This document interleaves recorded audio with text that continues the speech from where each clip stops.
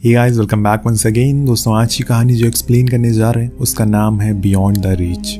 Ben नाम का लड़का जो अपनी गर्लफ्रेंड एलन के साथ रेगिस्तान के बीच में खुद बनाए हुए एक टीन ट्रक में रहता है और यहाँ पर रहते हुए उसे कई साल हो गए। लेकिन आज एलन पढ़ाई के लिए सिटी जा रही है। उसे छोड़कर बेन भी जा सकता है उसके साथ, लेकिन उसे यहाँ पर रहना अच्छा लगता है। उसे ये जगह पसंद है।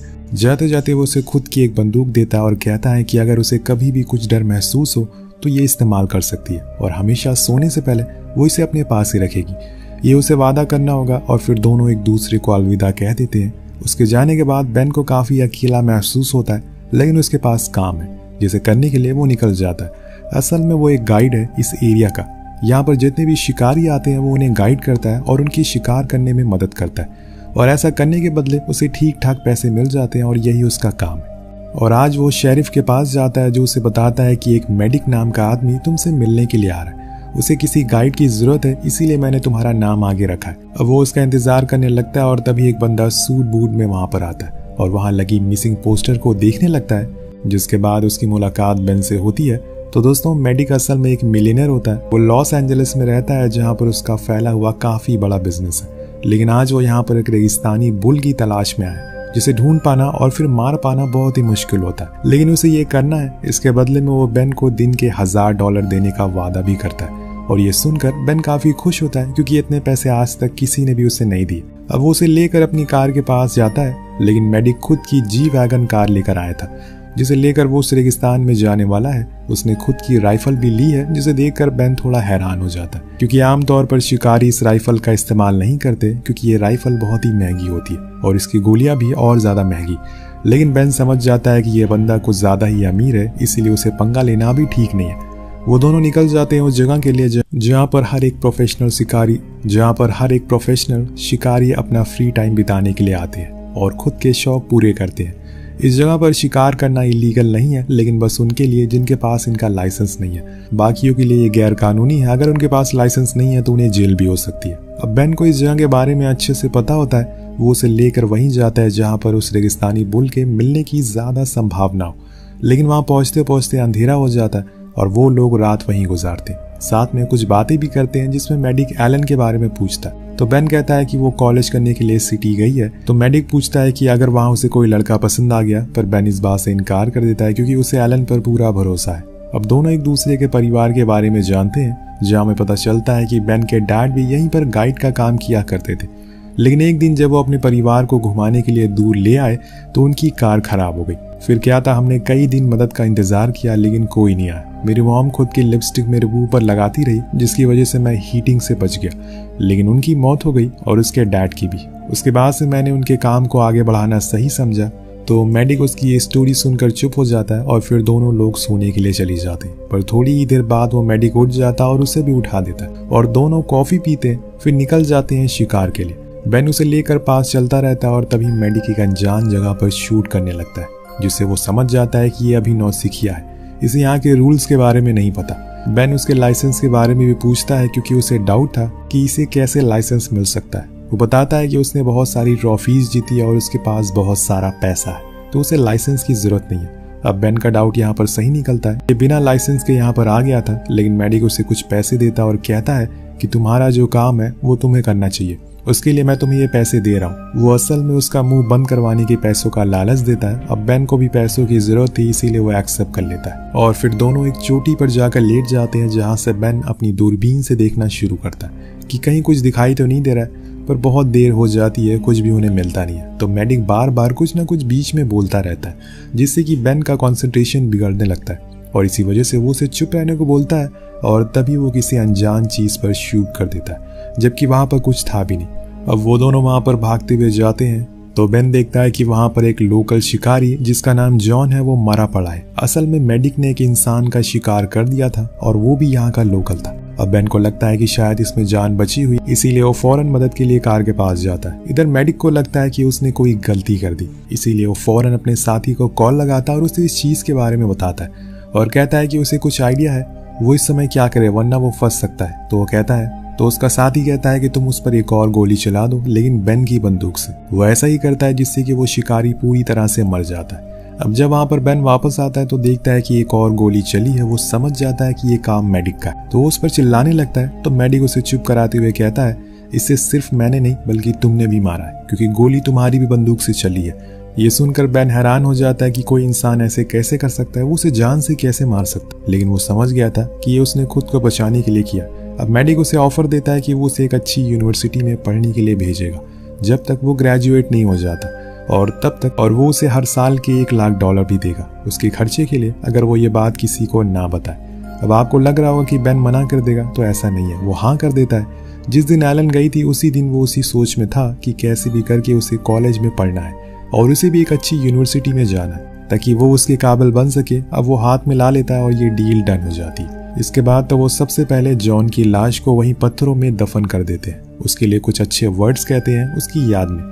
तभी वहां पर आकर मेडिक कहता है कि चलो हमें आगे चलना है। वो लोग आगे जाते हैं, लेकिन यहाँ मेडिक पीने वाले पानी से मुंह धुलने लगता है, जो कि बेन को पसंद नहीं आता, क्योंकि ऐसी जगह पर पानी की अहमियत एक वही इंसान समझ सकता है जो कि ऐसी जगह पर फंसा हो। अब वो मेडिक को बिजी देखकर इसका फायदा उठाना चाहता है और जाकर धीरे से एक इमरजेंसी मैसेज देने की कोशिश करता है। लेकिन मेडिक इतना भी बेवकूफ नहीं है, वो उसे देख लेता और उस पर बंदूक तान देता है और उस डिवाइस को भी तोड़ देता है जिससे कि उसने मैसेज दिया था। तो यहाँ पर मेडिक उसे बहुत बुरा भला कहता है और चिल्लाते हुए बोलता है कि हमने डील करी थी, लेकिन तुमने उसे तोड़ दिया और ऐसे लोग मुझे बिल्कुल पसंद नहीं है जो डील तोड़ दे, और इसीलिए अब जैसा मैं कहूंगा तुम्हें वैसा ही करना पड़ेगा। सबसे पहले तो तुम अपने कपड़े उतारो, जितने भी तुमने पहन रखे हैं। वो बंदूक की नोक पर होता है और इसीलिए उसे ऐसा करना पड़ता है। जिसके बाद वो उसे ऐसे ही नंगे पैर खुद के घर जाने को कहता है, लेकिन बेन ये नहीं कर पाएगा क्योंकि उसके पास मैप नहीं है और इतनी गर्मी में बिना पानी के कोई आदमी आधे घंटे तक भी चल नहीं सकता। लेकिन उसकी बात मानने के अलावा कोई चारा नहीं है।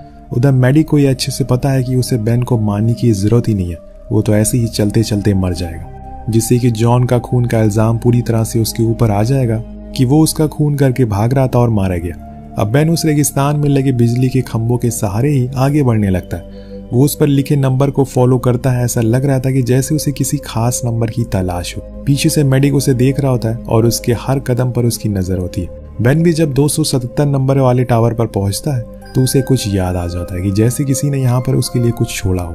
वो अपनी स्पीड को तेज कर देता है और भागना शुरू करता है और जाकर एक पहाड़ी के उस पार छलांग मारता है, जिसे देखकर मेडिक भी हैरान हो जाता है कि आखिर वो करना क्या चाह रहा है। वो फौरन उसके पीछे जाता है, लेकिन तब तक बेन वहां से गायब हो चुका है। वो अपनी कार लेकर फौरन उसके करीब जाता है तो वहां हम देखते हैं कि बेन एक खाई के अंदर जाने की कोशिश कर रहा है, जो कि पत्थरों से बंद कर दी गई है। लेकिन वो जैसे तैसे उसके अंदर घुस जाता है और तभी बाहर से कोई इन पत्थरों को गिरा देता है, जिससे कि वो रास्ता पूरी तरह से बंद हो जाता है। अब बेन अंदर ही रह जाता है, लेकिन यहाँ हमें पता चलता है कि ये जगह असल में कोई खाई नहीं बल्कि किसी का बनाया हुआ एक खुफिया बंकर है, जो कि उसने खुद को छुपाने के लिए बनाया था। और वो शख्स कोई और नहीं बल्कि जॉन ही होता है। इसीलिए बेन को इस जगह के बारे में पता था, क्योंकि वो उसके साथ बचपन से रहा है। अंदर जाने पर वो सबसे पहले तो पानी पीता है, जिसके बाद वो थोड़ा और अंदर जाता है। उसे वहां पर एक लड़की की बहुत सारी फोटोज मिलती है, जो कि शायद जॉन की वाइफ होगी।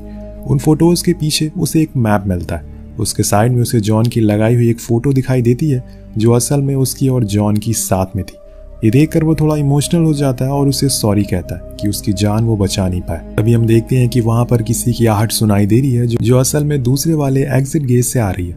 तभी बेन फौरन उस मैप को छुपा लेता है और भागने लगता है। वो आहट असल में किसी और की नहीं बल्कि मेडिक की होती है, जो उसका पीछा करते करते यहाँ तक आ गया था। उसे पता था कि जॉन यहीं पर है, इसीलिए वो उस बंकर में कुछ बॉम्ब को लगा देता और भाग जाता है। अब मेडिक अंदर जाता है और उसे ढूंढने की कोशिश करता है, लेकिन तभी वो बॉम्ब फटता है। वो जगह पूरी तरह से तबाह हो जाती है। लेकिन बेन जैसे तैसे करके बाहर आ चुका था, लेकिन अब उसके पास शूज आ गए थे, जिसे पहनकर वो आगे जा सकता है। पहले ऐसे पैदल चलने की वजह से उसके पैर पर छाले आ जाते, पर आगे जाने से पहले उसका सामना फिर से मेडिक से हो जाता है। वो उससे कहता है कि तुमने अंदर से जो भी कुछ सामान लिया है लाओ मुझे दे दो, लेकिन वो अपनी जेबें दिखाते हुए कहता है कि मैंने कुछ भी नहीं लिया। वो उसे झूठ बोलता है। फिर मेडिक कहता है कि ठीक है, तुम्हें अपने घर जाना है ना, तो जाओ, लेकिन मेरी आंखों के सामने रहते हुए अगर तुम हल्का सा भी ओझल हुए तो अगली गोली तुम्हें लगेगी। अब वो मान जाता और फिर से चलना शुरू करता है। उसके पूरे शरीर पर छाले निकल आए थे, इसलिए उसकी हालत बहुत बुरी हो जाती है, लेकिन वो फिर भी खुद की जान बचाने के लिए जैसे तैसे आगे बढ़ता रहता है। उसे यहाँ के बारे में सब कुछ अच्छे से पता था, इसीलिए वो बिना किसी देरी के फिर से चट्टानों पर चढ़ जाता है और एक ऐसी जगह पर पहुंच जाता है जहाँ पर वो और जॉन ड्रिंक किया करते थे। ये जगह असल में पहाड़ के काफी अंदर थी, जिसकी वजह से मेडिक उसे देख नहीं पाता और उसे गुस्सा आना शुरू हो जाता है। उधर अंदर बेन फौरन वहां रखे 2 सोफा को कट करता है और उसके अंदर लगे हुए कॉटन खुद के पैरों के नीचे लगा लेता है, एक सॉफ्ट काउच की तरह। फिर वो उन जूतों को पहनकर बाहर आ जाता है, पर दूसरे रास्ते से जहां पर मेडिक का पहुंच पाना मुश्किल था।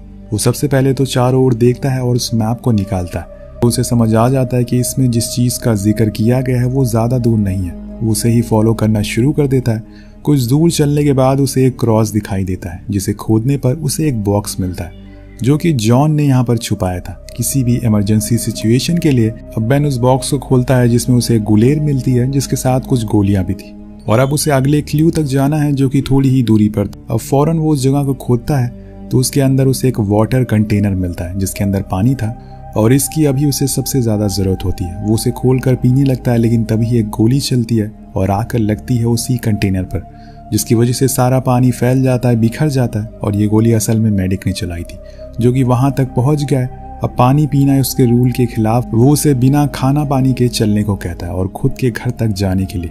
अब वहीं मेडिक थोड़ी दूरी पर खुद अपनी कार लेकर खड़ा होता है और ड्रिंक को एंजॉय करता है। उधर बेन की हालत अब पहले से बदतर होने लगी थी। वो ज्यादा देर तक चल नहीं सकता और फिर वो समय आ जाता है जब वो थक कर वहीं गिर जाता है। काफी समय हो जाता है लेकिन वो वहां से उठता ही नहीं, तो मेडिक उसके पास जाता है ये चेक करने के लिए कि वो मर तो नहीं गया है।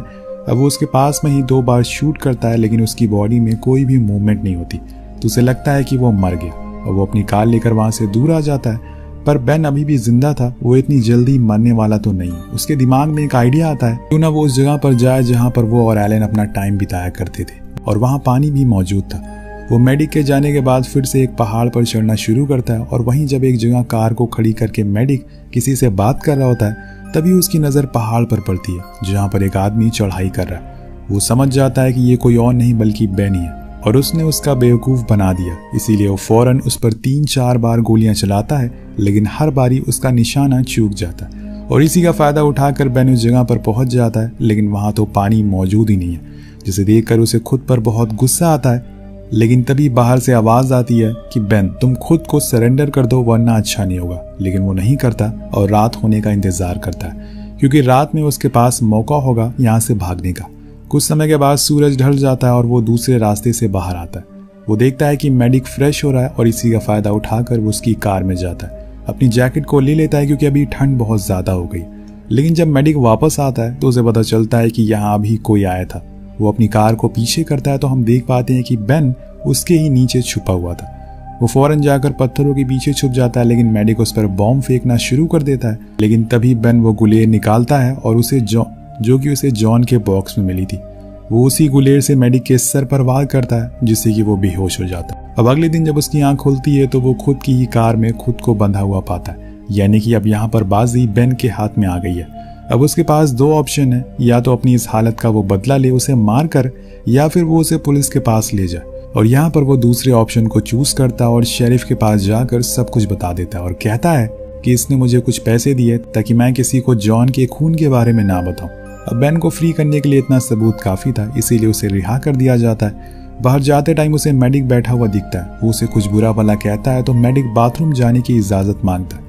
कुछ देर बाद जब ये लोग स्टेशन के अंदर होते हैं तो इन्हें एक चॉपर की आवाज आती है। बेन ये आवाज सुनकर भागते हुए बाहर आता है तो वो देखता है कि मेडिक चॉपर में बैठ रहा होता है, और पाला झपकते ही वो वहां से गायब हो जाता है। वो लोग कुछ कर नहीं पाते। दरअसल उसने बाथरूम जाने के बहाने अपनी स्मार्ट वॉच से अपने लोगों को यहाँ आने का मैसेज कर दिया था, और उनके सामने ही से ही वो फरार हो जाता है। बेन एलन से मिलने के लिए शहर आ जाता है, जो उसे देखकर बहुत खुश होती है। वो उसे इन सब इंसिडेंट के बारे में बताता है और कहता है कि उसने वो गाइड की जॉब अब छोड़ दी, जिससे वो बहुत खुश होती है। पर रुकिए, अभी यहाँ पर कहानी खत्म नहीं होती, अभी तो असली पिक्चर बाकी है। जब एक बारी ये दोनों सो रहे होते हैं तो बेन को लगता है कि मेडिक उनके पास आए उन्हें मारने के लिए, और तभी उसकी नींद खुल जाती है, लेकिन वहां पर कोई नहीं होता। वो दोबारा सो जाता है, पर कुछ ही पल बाद वहां पर मेडिक मौजूद होता है। जी हाँ, वो उसे मारने के लिए यहाँ तक पहुंच गया, क्योंकि जब तक वो जिंदा है उसके लिए खतरा है। वो बेन के पास जाता है और उसे पहली वाली जीत के लिए मुबारकबाद देता है और शूट करने के लिए अपनी बंदूक उठाता है, लेकिन इतने में एलन अपने पास रखी वही बंदूक से उसे उड़ा देती है और फिर बेन भी उसे गोली मार देता है। मतलब फाइनली मेडिक मारा गया। अब यहाँ पर दोस्तों वो अपनी गलती से ही मारा गया। अगर वो यहाँ नहीं आता तो सुकून से जीता, लेकिन उसके अंदर भी कीड़ा था और इसी कीड़े के साथ ये कहानी यही खत्म हो जाती है। वेल, आपको कहानी कैसे लगी? इस वीडियो पर एम करते हैं 300 कमेंट का और 2000 लाइक का। जिसे पूरा जरूर करिएगा। मिलते हैं अगले वीडियो में। Peace out.